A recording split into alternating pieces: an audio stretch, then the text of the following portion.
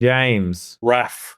Wow, that was a swift response given that we have probably about fucking 4 seconds. No, we shouldn't talk about the delay. It ruins the illusion. No, we should talk about it. We're currently, Raf and I are recording the podcast across the Pacific Ocean because he decided, fuck this. He said, fuck this. Let's stop just lollygagging about and sitting on the sidelines of life and talking about the tech industry from the middle of fucking nowhere, Sydney, Australia. I got to get over there and see what's happening. Yeah, I'm right here in the heart of Cerebral Valley, the heart of the brain.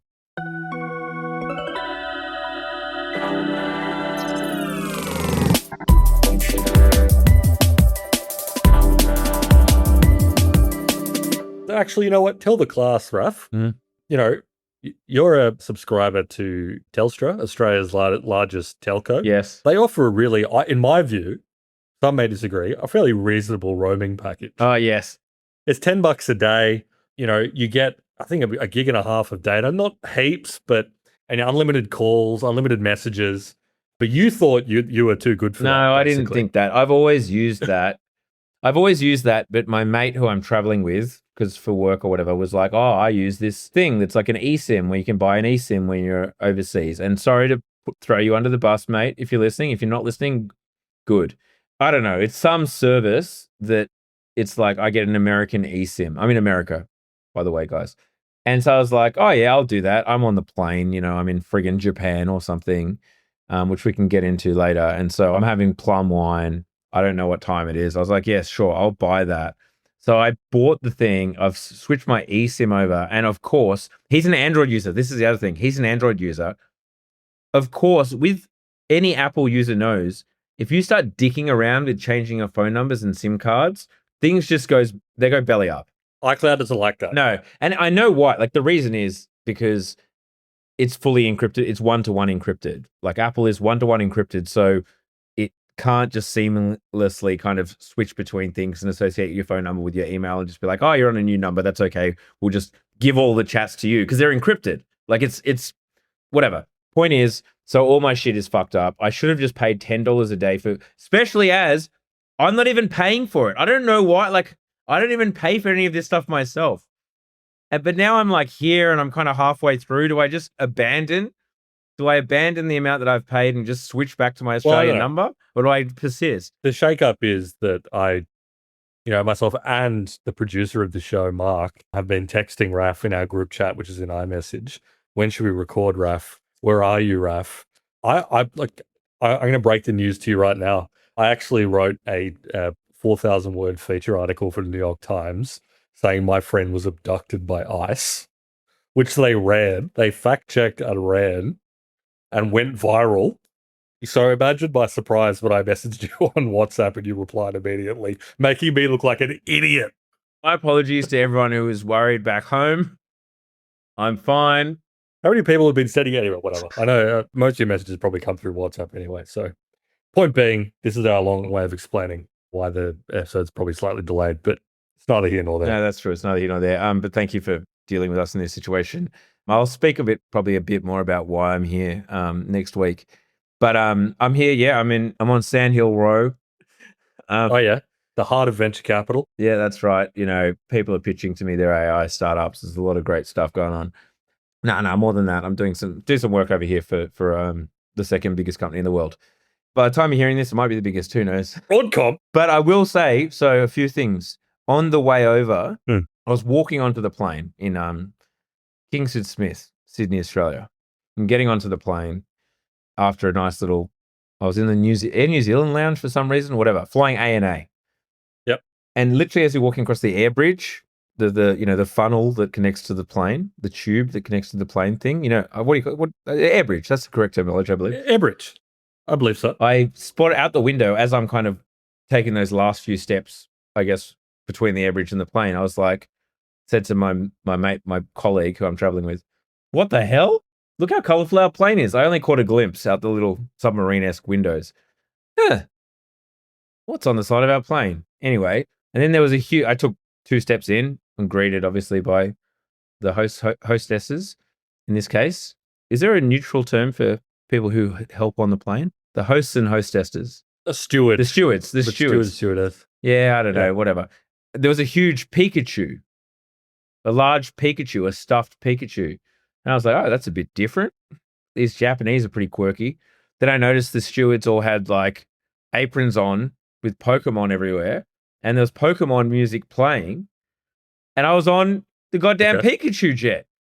They should have to tell you that. No, it was just a surprise. This is a thing. There's a bunch of Pikachu jets flying around the world, and you just randomly, you only know once you get on one. I find that very disturbing. I feel like that should be like Australian consumer law or something. You should be told if you're going to get on the Pikachu jet. Like that should be, you should be warned. And like the safety demonstration has Pokemon everywhere, like acting the fool. And yeah, it's a Pokemon themed like flight. That's crazy. Getting on the Pokemon themed flight to the heart of the AI industry.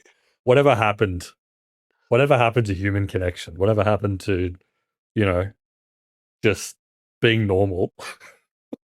What happened to being normal? Even the napkins had damn Pokemon on, even on the napkins. I was wiping my mouth with a damn Psyduck. Are you like, at my on-flight dinner was a fried Pikachu? Maybe. Actually, it wasn't that good, the food, which is disappointing.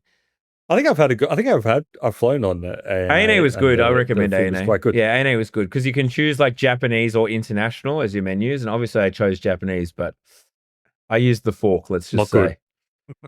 No, it was just cold. It's just like it was. Don't get me wrong, the menu was fantastic, and great service and whatnot.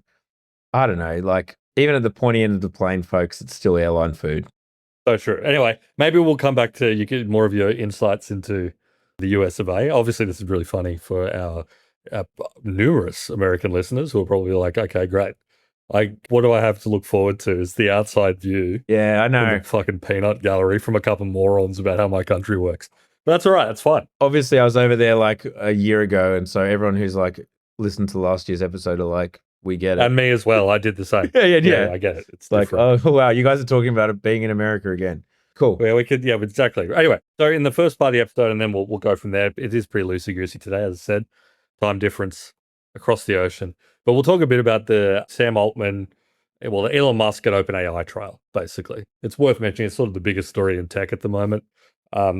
Drenching your feed if you've been watching it. So a little bit of context. We've talked about this in the past, but for those that are like, what the hell is going on?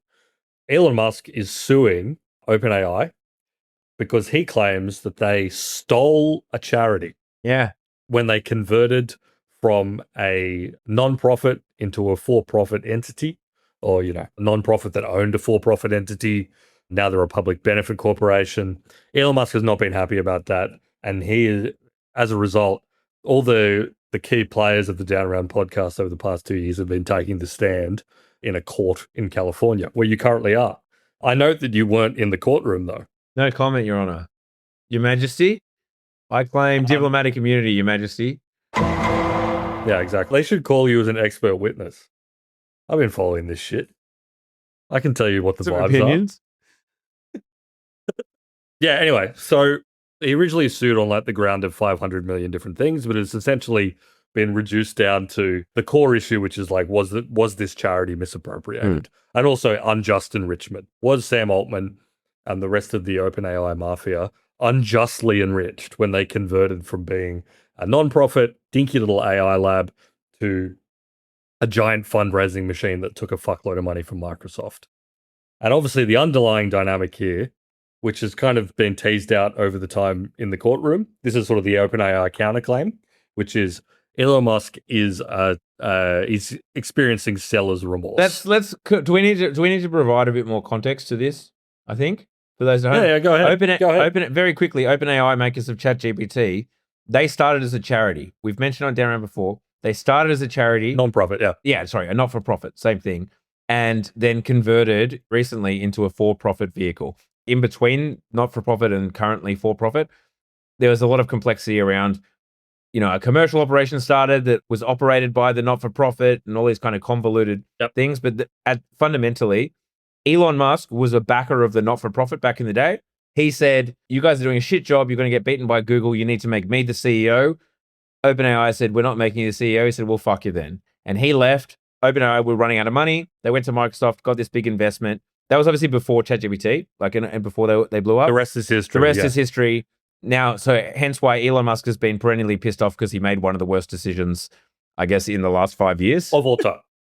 Yes. And it is compounded by the fact that, he now has his own AI business, XAI, which is now part of SpaceX, which is hurtling towards an IPO. Both of these companies are hurtling towards an IPO, both with sky-high valuations. I think, OpenAI's latest valuation, I think, is like 800, 900. I might be thinking of Anthropic, actually. Anthropic is around the trillion mark. I think they're both around the trillion mark. But they're around the trillion range. Which is nuts, by the way, guys. Like, I think when this podcast started, maybe Apple had gone past $1 trillion. Like, the $1 trillion company is only a few years old. Yeah, it's a pretty new, it's a new and exciting red hot innovation. Companies being worth over $1 trillion. Yeah, no, absolutely. So this is where you got to hand it to Elon on the fundamentals. If you've seen bits of the trial, you've been following in the news, this thing that his lawyers and Elon, when he was on the stand, kept returning to is this like banger line for the jury, which is like, you can't steal a charity. Now, whether you agree about what that is, it's certainly strange that a company that started as a not-for-profit for the safe development of AI, question mark, profit. Yeah. Getting ensconced, or like ensconcing a for-profit entity inside the not-for-profit. Now it's a public benefit corporation, which, as a side note, is what Anthropic has been since day dot. It's a B Corp.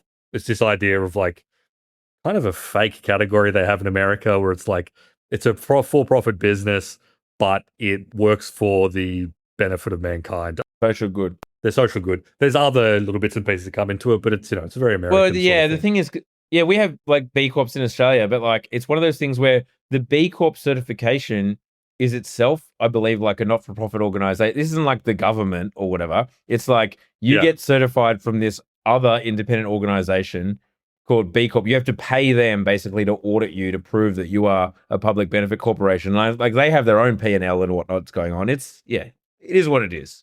It's weird. So, Anthropic sitting on the sideline sitting pretty because they have none of these legal issues because they were that from the dot. Whereas now, obviously, Elon insists, this was never about taking money from Microsoft and becoming one of the biggest companies on earth. It was about safely developing AI.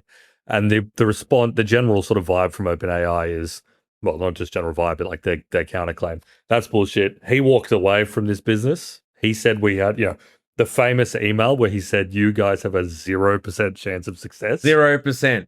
As an aside, other legal commentators have made this point, which is like, you're getting a real preview for how trials will play out in the future where like these people talk via text so fucking much. Yeah. These people, everything, they just put everything in like Slack messages, emails, text messages.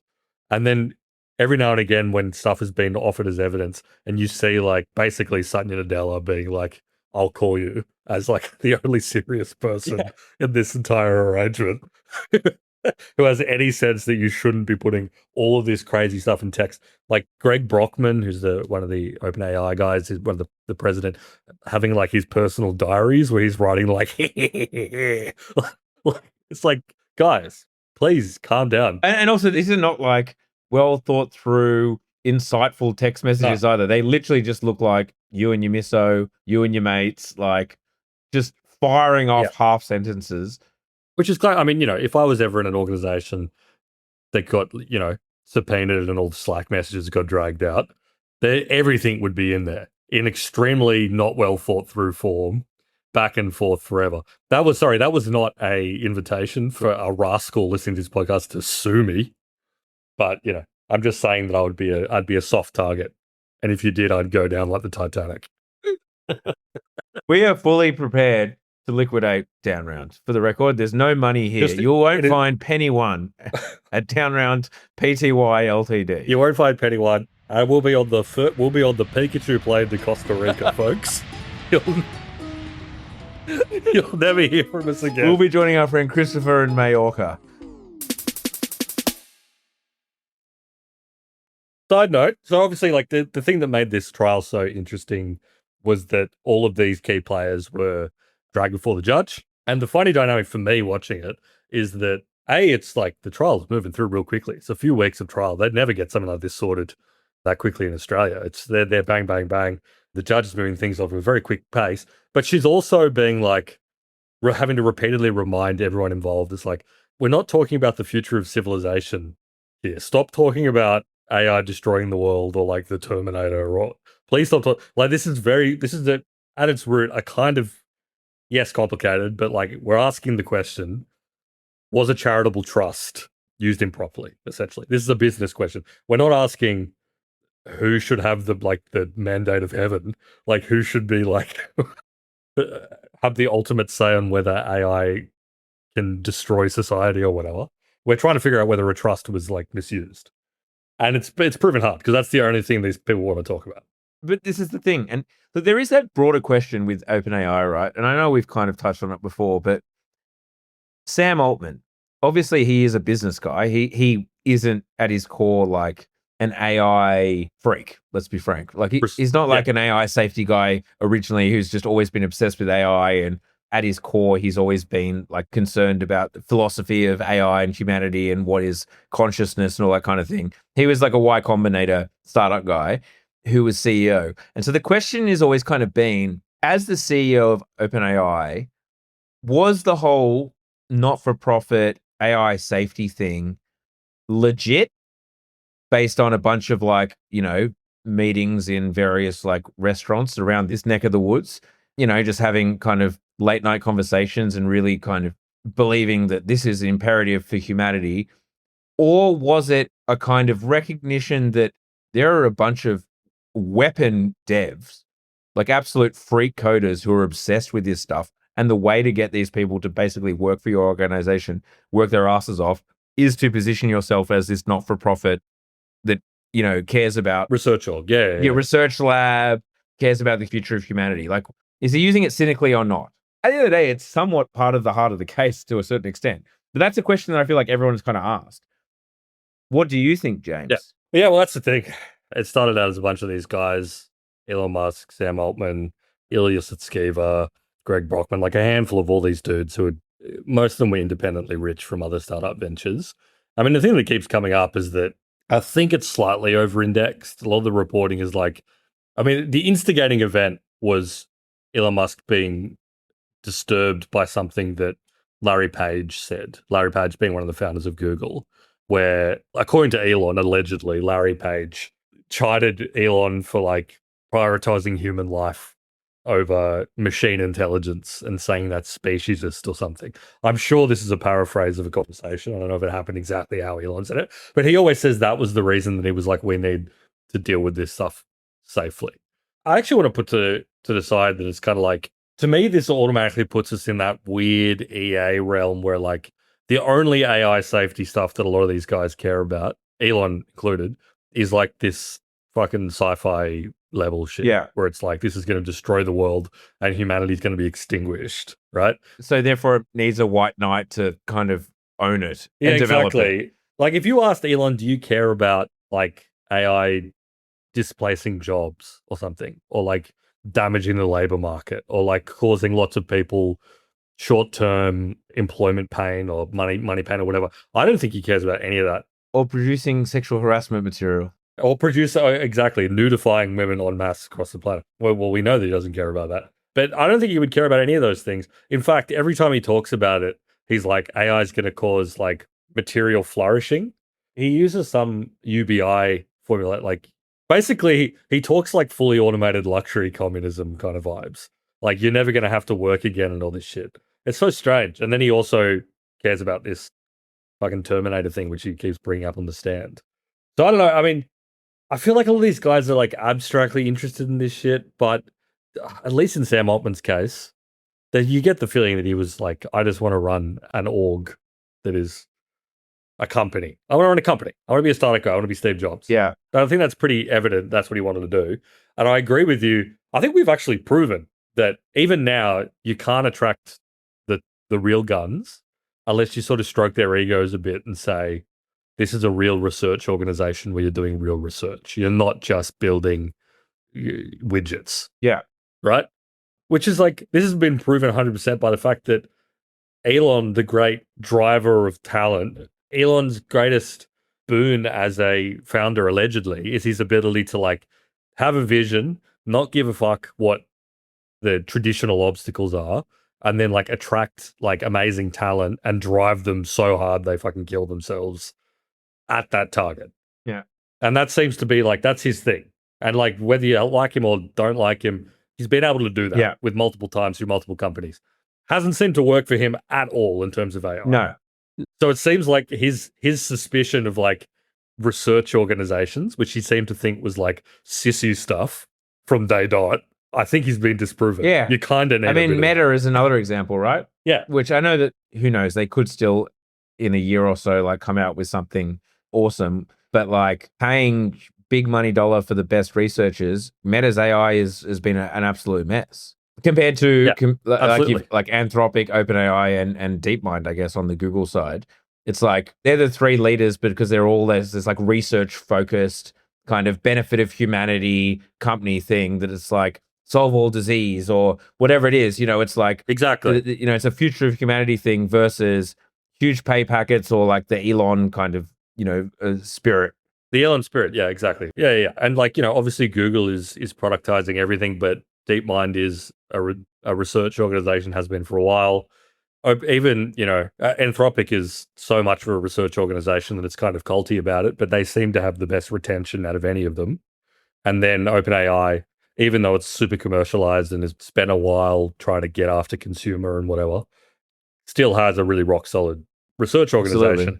To the point that they seem to have won the scuffle over Sora, the video generation app we talked about, where it was like basically all the research and development guys who were like, why are we spending so much of our compute on generating copyright infringing meme material instead of like doing the work? It's pursuing the singularity, yeah. Yeah. Because I mean, the side story it happened last week after our episode came out, is that XAI has has rented the entire capacity of its first Colossus data center to Anthropic. Yeah. Yeah. So this was one of Elon Musk's like big key advantages, was he had these Colossus data centers that he was again, it's kind of impressive. Like he was able to build these things in 9 months or some shit like that.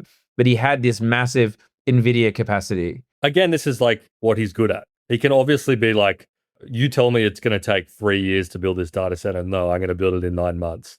And then he does it, you know, and apparently it's like powered by this series of like natural gas generators. It's like the filthiest data center in America and whatever. I mean, they're bad. Don't get me wrong. But like, he did that, and that's because that's his benefit, doing stuff in the physical world that requires a bit of chutzpah. Yeah. I'm happy to give him his flowers on that. But that doesn't mean being able to retain talent to actually build interesting products. Well, yeah, models. And don't be wrong, this is not a great look. Obviously, people are saying he's a genius for it because, like, what's the number one thing that all of the major companies in the world are at the moment is capacity constrained due to compute.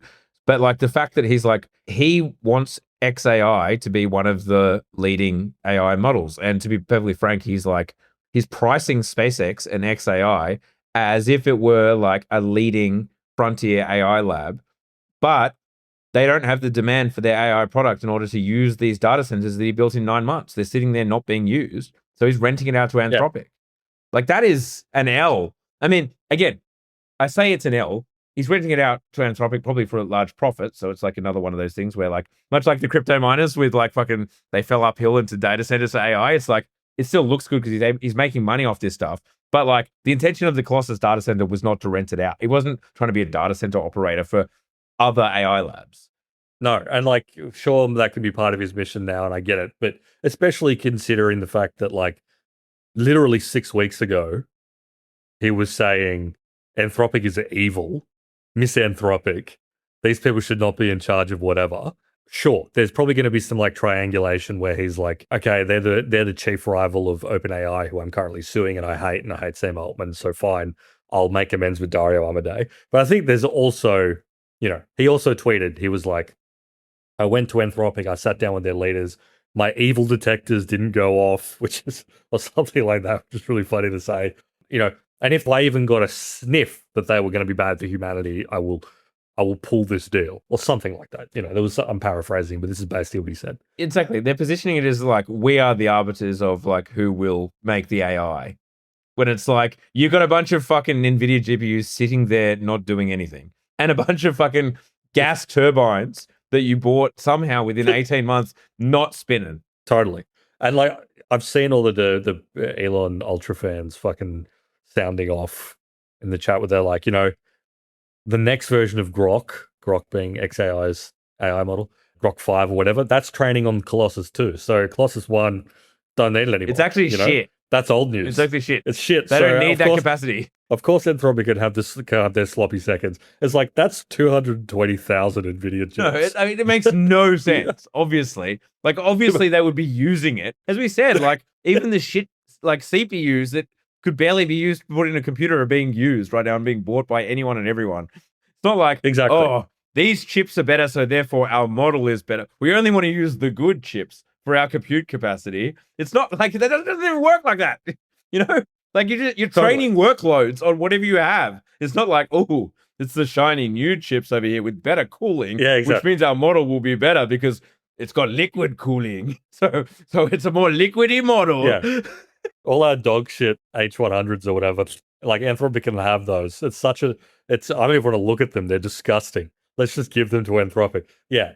You wouldn't want to use a model trained on 2-year-old GPUs, would you? You could also say it's like I guess it's funny that Anthropic has to go after they copped so much heat for their lack of compute and all their restraints and their caps and all the rest of it, go knocking on the door begging for Elon Musk. But also, it's much milder L, really. It's just like our product is so insanely popular and we're growing so much that it surprised us. It surprised us. That's literally what it is. Yeah, and we need to devour the carcass of failed AI companies so we can keep this business going. Anyway, this all sort of feeds, as I said, there's probably an element of Elon being like, all right, well, I hate OpenAI more than I hate Anthropic, so whatever. But it does also seem like they're fleshing out the books for their SpaceX IPO. And also, I mean, as I said, it is definitely a swerve and a backpedal and like an L in terms of becoming the next model provider. But it does seem like a big part of the SpaceX narrative, which includes this fucking orbital data center shit, which the Anthropic deal includes. The Anthropic deal includes them, like, we're going to work with them on putting data centers in space. And a few other places have made those deals. Who fucking knows? But they're pitching themselves as like, we are providers of compute as a firm. Yeah. But yeah, hard to read that as anything else. I mean, it makes sense for SpaceX because, well, I say it makes sense. You can make it make sense for SpaceX because of the claim that there will one day be data centers in space. I remain unconvinced of that as a proposition. Yeah. I won't rule it out entirely. I'm not smart enough, but pub test, I remain unconvinced that it's more efficient to put graphics cards in space than it is on land. Yes. The land is so good. I'm not a rocket surgeon, but to me, I'm like, I can see some problems with that. Sure enough, but yeah, as you say, that's part of the sale of SpaceX. But again, this is why it's so kind of weird that you got a rocket company now owns an AI company which owns a social media platform. In that, you kind of got competing, whatever. It's internally inconsistent, but at the same time, it will juice whatever the IPO number is. Because I think they want like high 1 trillions, right? Like up around the high 1 trillions is what is my understanding is what SpaceX are looking at. Yeah, no, absolutely. So yeah, well, it was 1.3, but it might be higher now. Anyway, we're gonna end the free episode now, and I think we'll just keep continuing this conversation because there's more to say on the trial and things around it. So if you're not a subscriber to Downround Premium, you should be. Head to downround.net, subscribe. You get an extra episode every single week, 2 episodes, and which we will record come sun, hail, or shine. Rain, sun, hail, or shine? Rain, hail, or shine. Hail, rain, shine, sun, who knows? Even when we're across the oceans from one another, and Raf is drinking beers and I'm sitting in the office and not doing that. Totally different dynamic, folks. I know he's been obnoxious. Yeah. But we'll see on the other side of the I'm unrepentant.